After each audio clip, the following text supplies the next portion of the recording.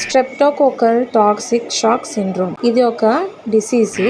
WHO వాళ్ళు మనకి ఇది ఒక న్యూ వేరియంట్ బ్యాక్టీరియాగా మనకి వార్న్స్ అయితే ఇస్తున్నారు.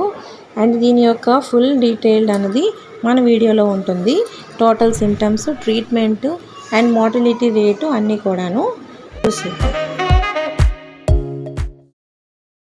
హలో అండి అందరికీ. ఈ STSS అన్నది అంటే స్ట్రెప్టోకోకల్ టాక్సిక్ షాక్ సిండ్రోమ్ అన్నది ఇది ఒక వ్యాధి, మాంసం తినే వ్యాధిగా అని చెప్తూ ఉంటారు.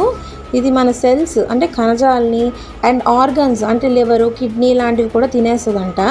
ఇది వచ్చిన తర్వాత, ఇది వ్యాపించిన తర్వాత కేవలం 24 గంటల నుంచి 48 గంటల లోపు అంటే 1 నుంచి 2 రోజుల్లోపు చనిపోవడం అంటూ ఉంటుంది. ఇప్పటికే డెత్ రేట్ అనేది 30% వరకు ఉంది.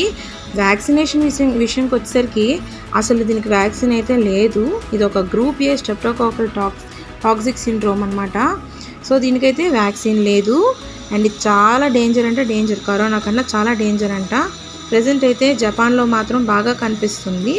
కేసెస్ అయితే 1977 కేసెస్ వరకు ఇప్పటి వరకు బాగా నమోదయ్యాయంట. ఇది ఒక మాంసం తినే వ్యాధి కనుక చాలా స్పీడ్గా వ్యాపించేసి 2 డేస్లో మనిషి అనేది చచ్చిపోతారు. అండ్ దీన్ని టోక్యో వాళ్ళు అండ్ దీని సిమ్టమ్స్ వచ్చేసి జనరల్గా బ్యాక్టీరియా, వైరస్ వచ్చినప్పుడు ఉండే దీనిలాగే ఉంటాయి.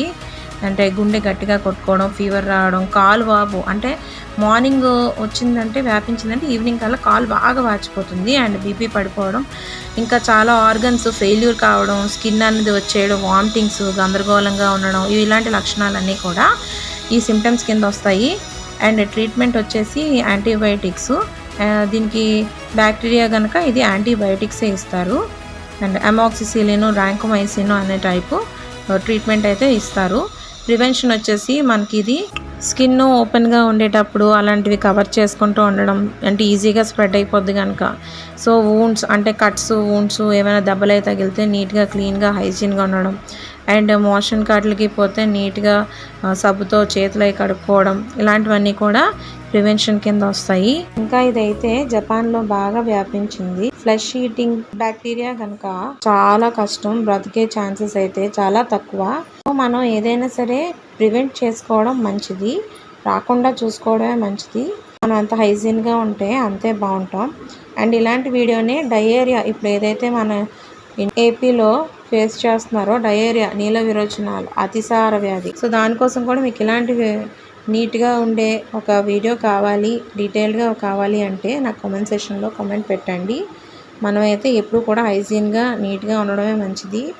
ఒక ఏ డిసీజ్ అయినా వచ్చిన తర్వాత తగ్గడానికి ఛాన్సెస్ తక్కువేమో కానీ రాకుండా ఉంచుకోవడానికి అయితే మనకి ఛాన్సెస్ ఎక్కువ కదా. So prevention is better than cure. అందరూ జాగ్రత్తని వహించండి. ఈ వీడియో నచ్చినట్టయితే లైక్, షేర్ అండ్ సబ్స్క్రైబ్ చేయండి.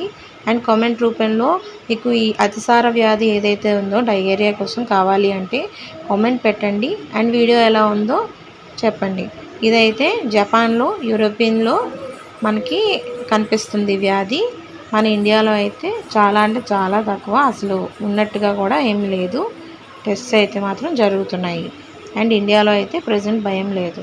ఇంకా ఈ వ్యాధి గురించి వచ్చేసి దీన్ని మ్యానిటింగ్ బ్యాక్టీరియా అంటామంట మనము. అండ్ సర్జరీ వచ్చేసి కొన్నిటికి సర్జరీ అయితే పడుతుంది, కానీ 2 డేస్లోనే చనిపోతారు కనుక బ్రతికే ఛాన్సెస్ అనేది చాలా తక్కువ.